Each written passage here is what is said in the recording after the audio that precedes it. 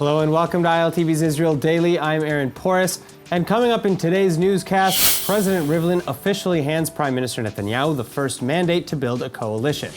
The new Israeli shekel shows impressive strength worldwide, and Israel's coastal coral reefs prove to be much hardier than previously thought.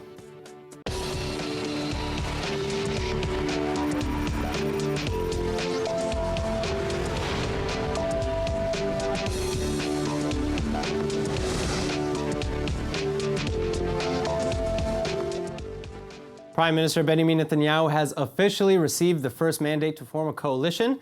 In a special live broadcast from Jerusalem Wednesday night, President Rivlin explained that as of this moment, Netanyahu simply has the best chance at forming a government with his 55 mandates. היכולת של חבר הכנסת נתניהו להרכיב ממשלה גבוהה יותר כרגע. לכן, אדוני, החלטתי לתת בידיך את האפשרות להרכיב ממשלה. ההחלטה לא לעכב את הטלת המנדט להרכבת הממשלה היא בהמשך לפגישה משותפת שקיימתי איתך ועם חבר הכנסת והרמטכ"ל לשעבר בני גנץ, ולאחר שאתם ביקשתם זאת מיידי. So Netanyahu will now be given a 28-day period to form a coalition, and if he fails, Rivlin is reportedly expected to hand the second try to rival Benny Gantz from the Blue and White Party. Gantz only conjured 54 out of the 120 Knesset seats, while 3 of the 13 joint Arab list members and all of Israel Beitenu's newly elected MKs abstained. In his acceptance speech, though, Netanyahu still says that he believes that a broad unity is the best option. אני עושה זאת מתוך ידיעה שלא שיש לי סיכויים גבוהים יותר להקים ממשלה, אלא שבוא נגיד, אי היכולת שלי, קצת קטנה מזו, מאי היכולת של חבר הכנסת גנץ, משום שאנחנו שנינו לא נוכל להקים ממשלה אלא יחד. צו השעה זו ממשלת אחדות. ממשלת אחדות לאומית רחבה, ואני הייתי אומר מהירה. The biggest issue now, however, is that both Netanyahu and Gantz are largely expected to fail in their respective first attempts. As previously suggested, ideas by President Rivlin were already shot down during the earlier negotiations this week. And now, with Netanyahu taking charge, Gantz and party number 2, Yair Lapid, are already stating that they will not sit in a government with someone facing possible indictments on serious charges. Also, new reports from the Arab list appear to prove that Gantz intended to lose the first mandate all along in order to get Netanyahu to fail in the first negotiations. Joint Arab list Chairman Ayman Odeh on Wednesday confirmed that he was asked to reduce his coalition's endorsements of Gantz from 13 to 10. And here with me now to dive into the upcoming coalition negotiations, we have author, senior fellow at the Kohelet Policy Forum, and expert in international relations with the Jerusalem Institute for Strategy and Security, Dr. Emmanuel Navon. So Netanyahu got the first mandate, but do you think he's actually going to try to form a coalition right now? Well, he's going to pretend to try. He knows that he has no chance. I mean, unless maybe if Lieberman decides to change his mind and go back to the right-wing camp and extort from Netanyahu a very high price, such as sharing the prime minister, the post of prime minister for 2 years or something. So it might be that, you never know. With Lieberman, always expect anything. So, but other than that, I think that the chances are pretty low. And so I don't think Netanyahu really is going to be able to form a government. So, but did he want to get the first mandate in the first place, or was this all kind of just a play? Because, there were these reports that Gantz, again, wanted the second mandate to Right, try. so this was discussed within Likud, and at the end of the day was decided Netanyahu would get the first try. And it was discussed also within Blue and White, and it was decided that Blue and White did not want to be given the first chance and let Netanyahu fail. But within Likud, it was decided at the end of the day to try and get the first option. Okay, so now President Rivlin offered a solution that would make, he offered a solution to the candidates where they would share responsibilities between the two parties, and that was summarily shot down, apparently. Why do you think that is? So there are two obstacles to this solution. And first of all, I think the solution proposed by the president is a good one. In other words, to change the law in order to enable Netanyahu to stay around even if he's indicted and be replaced by Benny Gantz and extend the period of time during which Netanyahu wouldn't be able to serve as prime minister. I think Netanyahu himself has expressed his willingness to consider this solution. He apparently said he would accept it. Yes. So, but there are two issues here. First of all, coming from Blue and White, Blue and White is saying we do not want to serve with Netanyahu regardless. And here they will have, I think, to show some flexibility and say, well, unless Netanyahu is indicted, by the way, even by law, he does not have to resign if he's indicted. Even if he's indicted, sure. But if Netanyahu accepts the solution of Rivlin, the president, and agrees some kind of half resignation in case of an indictment, I think Blue and White should accept that. But coming from Likud, the obstacle from the Likud side is that Likud is coming to those negotiations with Blue and White not as a party, but as a bloc. And Blue and White is saying we're not negotiating with a bloc of 55, we're negotiating with the Likud. Cancel your agreement with your partner. So I think Likud will have, in my opinion, if we won't have real negotiations, Likud will have to walk away from this agreement, and Gantz and Lapid and the rest of the party will have to stop saying that they won't sit with Netanyahu, because definitely if he's not indicted, there's no reason really for them to boycott him. So do you suspect, because, I mean, you just said that if Netanyahu is not going to be able to get Gantz or Lieberman onto his side during these first negotiations, then ideally it'll flip to Gantz, who is not going to negotiate with this bloc, so that might fail. Are we going to go to third elections? Look, the only solution is a national unity government between Likud and Blue and White. We all know that. Going to a third election, beside the fact that it would be really terrible for the country, but it would be a huge risk for both parties, because you know how you start an election, you never know how you end them. So both of them, I calculate, both Gantz and Netanyahu might figure that, with a third election they might do even better, but they can do also worse. So it's a huge risk, it's bad for the country, and I think it's about time for both Netanyahu and Gantz to really go for a national unity government, accept a compromise proposed by the president, for Likud to walk away from this agreement with the right-wing parties, and for Gantz and Lapid to stop saying that they won't sit with Netanyahu, definitely before he's indicted. And even if he is indicted, as I said, by law, he does not have to resign, and I think the solution proposed by the president is a good one and should be accepted. Dr. Navon, thank you so much. Thank you. All right, in other news, employees at the Ministry of Foreign Affairs and Defense are on strike now, bringing consulary services worldwide to a screeching halt. And this comes in direct response to the Finance Ministry's statements on Wednesday night, announcing how overseas delegates will no longer be paid representation fees. Then, in addition to embassies and consulates abroad, border crossings into the West Bank and Gaza are also now shuttering their services, causing massive losses to the Israeli economy, with up to over 100,000 Palestinians reportedly crossing into Israel for work every day. But this is hardly the first time the foreign and finance ministries have crossed swords, as earlier reports describe extreme budgetary and salary restrictions, in addition to the reallocation of responsibilities. For example, in July, it was reported that the non-resident ambassador to South Sudan, Hanan Goder, couldn't even afford coffee or ink for their printers, let alone diplomatic visits and trips. In fact, over the past 20 years, the budgets of all of the ministries in government have roughly doubled, while the foreign ministries has been cut to just 1.3 billion shekels, or about $367 million annually. Then in early September, the foreign ministry suspended diplomatic activities over severe lack of funds, prompting an emergency cash injection to secure ongoing operations. And in the meantime, negotiations between the foreign ministry and the treasury were set to continue in order to reform the underlying issues. But clearly, serious issues still remain, and no clear answers yet as to what can or will be done to fix them. Now, while the finance ministry goes on strike over poor budgets and salaries, the average Israeli, too, still suffers with an average estimated debt of $7,000. So joining us now to explain how to best avoid financial pitfalls in Israel is Daniel Sharon, regional manager from the Pa'amonim Financial Planning and Assistance nonprofit. Thank you so much. Now, why are Israelis in so much debt?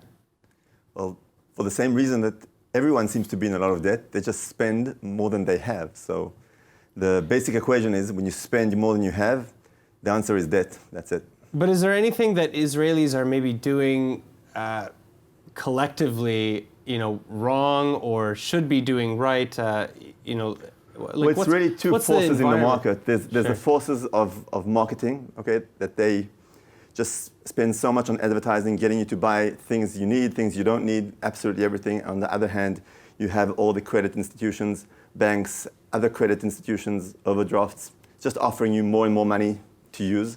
So there's incredible amount of pressure from both these two forces, marketing and credit, urging you to go and spend. So the whole population is in such a frenzy. But okay, recent reports we've revealed that not everybody here in Israel makes a high-tech salary. And if you're not working in high-tech or making a comparable salary in your household, then chances are you might be in trouble. So what is the average Israeli to do day to day to kind of avoid falling into these pitfalls? You know, because we're talking about people who need to buy certain things. Obviously, not everybody is only staying within their needs, but you know, and people are still kind of falling behind. So I would say if you're organized, then the best thing to do really is to keep account of what you've spent on and how much you're earning, and budget in advance. So if you know what you're earning, you can spend so many shekels, 2,000 shekels on food, 1,000 shekels on leisure, and so on. That's the best thing to do if you're very organized, you have pieces of paper. If you're not that organized and you want one big tip that will really save you from everything, is just never to take out any debt. You just got to be aware of what really is debt. Going into an overdraft, paying in installments for anything you purchase, all those sort of things, paying in lots of checks in advance. All these items are all types of debt, not just taking a loan from a bank. There's all sorts of different debt. If you just get away from any of that, say taking debt is not an option, that's a surefire way to put you in your place without really writing down notes of what you're spending on.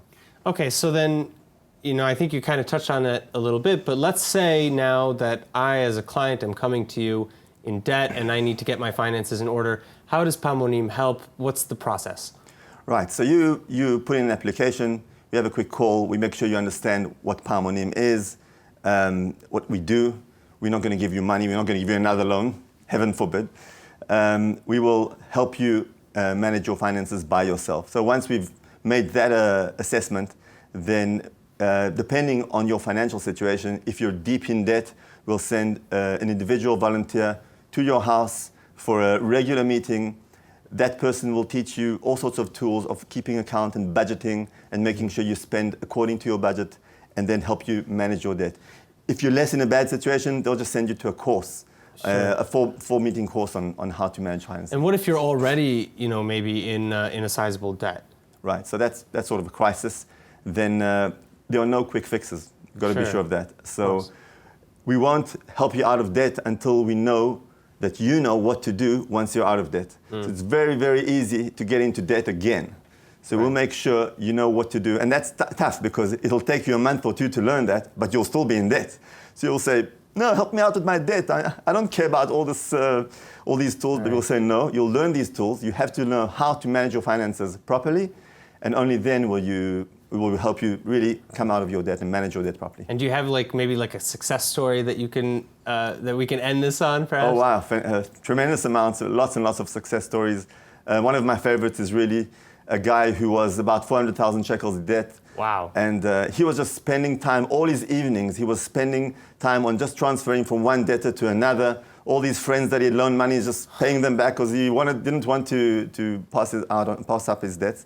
And then he understood what he was doing, and he decided to spend his evenings bargaining on all sorts of deals that he was doing, and eventually he took himself out of debt like that. All right. Well, Daniel Sharon, thank you so much for coming in. It was a pleasure to have you. Thank you. All right, on a related note, while the average Israeli may be in debt, not every aspect of Israel is struggling with financial hardships, and ILTV's Chana Fold has the story. The new Israeli shekel is actually doing very well in the global economy. Though again, depending on where you live, this is either great news or really bad news. Because $1 US gets you 3.5 shekels today, but Americans who frequent Israel are used to getting a little bit more bang for their buck. When the dollar is strong, it can get almost 4 Israeli shekels. Similarly, in England, 1 British pound will get you 4.3 shekels, and this is tough for the Brits who are used to getting close to 5. But why is the shekel doing so well? Well, we spoke with value creation expert Dr. Alex Koman from the IDC Herzliya University, who says the shekel is strong because there's simply a high demand for it, especially as products from the high-tech industry here are attracting many foreign buyers who need to pay in shekels as per Israeli policy. And companies like the driving app Waze, for example, can charge billions. In addition to our technological resources, Israel has recently tapped into natural gas, which is a big moneymaker. So the upshot is that over a long period of time, the shekel has gained value, and Israelis can get more for their money when traveling abroad. The con? Israeli products are also more expensive, increasing costs for both locals and exporters, who have more trouble getting buyers on the international market. In the immortal words of German playwright Bertolt Brecht, if art reflects life, it does so with special mirrors, and that seems especially true when looking at the work of Bianca Seyfried. Well, here now in the studio to show us more is contemporary paper artist Bianca Seyfrieds herself. Tell us about yourself, Bianca. I'm so excited to have you here. Thank you for coming. Okay. Yeah. Thanks. So tell us a little bit about your art and some of your inspirations. Well, actually, most of my inspiration comes from living here in Israel. I was born Dutch, and I lived there till the age of 43. And from 43, I chose myself to be uprooted, and I made Aliyah to Israel with my family. Well, and what was that process like? You know, because obviously, if you're saying that it influences your work, it must have been a real big experience, as I can imagine, obviously. It was, because it was like, for me, it was like, boom, coming from a easy, flowing, going Holland, coming here, and I experienced wars, I experienced some religious indifferences, also cultural differences. It was a big change, let's say, coming from Holland, and also the language and everything. So tell us a little bit about, though, you know, this latest exhibition, because what does that say? Like, what's the message of this work? Well, the protective blankets is, let's say, to raise awareness about things like tolerance and appreciation. And there are things that we take for granted, but sometimes they don't come for granted. Like dignity, like respect, like security, like being protective. So this is actually what I'm trying to... And so I understand, you know, even with your beautiful blanket series, which we see behind us right now, you know, you're using paper and cloth, I think, and fabric, right? Things like yes. Why paper these is my medium, because I just fell in love with paper. I started making mosaic from paper. And then I realized how beautiful paper is, not only because it is such a challenging material, but it also gives me a lot of freedom and opportunities to convey my artistic visions. So. Well, I'm just in awe. I love these pieces, you know, like some, you know, because it really reminds me, like this piece right here reminds me very much of like a mix between like Klimt and Van Gogh, and that's with the a wonderful movement compliment. It's very beautiful. And I know that you have a number of shows coming up. So congratulations, thank you so Bianca, much. Thank you so much for coming in. Okay. All right. Nowadays we share car rides on apps like Uber and Lyft, and we share our homes by renting them out on platforms like Airbnb. Let's face it, we are now part of a sharing economy that allows the average Joe to make money by sharing out his belongings. But how much are we really willing to share? Well, one Israeli American is making headlines now for his groundbreaking new app, Literally, and ILTV's Natasha Kirchuk reports.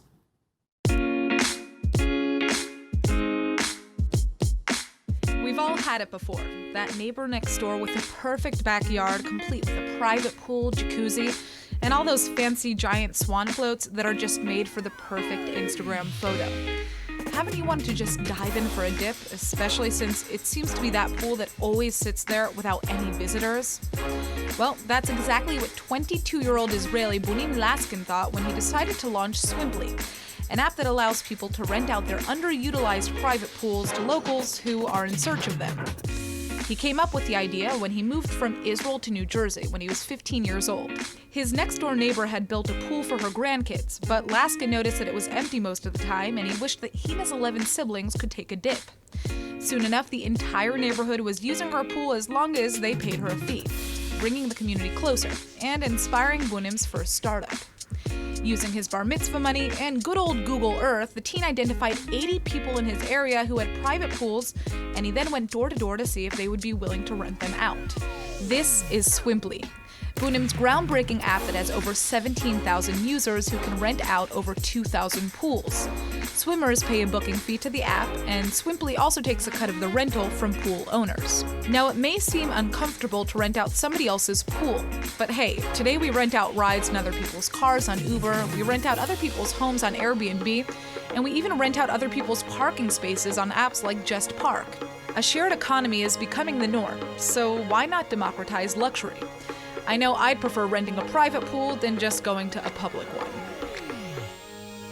And up now we have ILTV's Emmanuel Kadosh with this week's entertainment rundown. Take it away. Hey, Aaron. So a lot of updates this week. We first started off with Madonna and the Eurovision scandal. Then singer Demi Lovato popped up in the Holy Land without a heads up. And then, well, Beyonce rocked another Galia Lab design, which just shocked our system. Yeah, but I mean, this is all very scandalous. But like, what has happened since then? Right. So another celeb visited the Holy Land. The Man vs. Food and Secret Eats host Adam Richman took a trip to Israel with his mom and were extremely impressed by their 10-day adventure. The travel and food personality basically tasted his way through the country, trying some of the best restaurants and, well, aspects of Israeli cuisine, and ended his trip by saying, quote, "I could do a whole show just on the street food of Israel." Wow, well, that's quite the compliment coming from Adam, you know, Yes. and he probably got the VIP treatment visiting Definitely. Israel for the first time, you know, trying all the best spots in Israel. Like, but was there anything, you know, that he would have brought back with him to America? It's funny that you say that because Richmond was asked what Mid-East flavor does America need more of, and he replied za'atar, which for those who don't know is an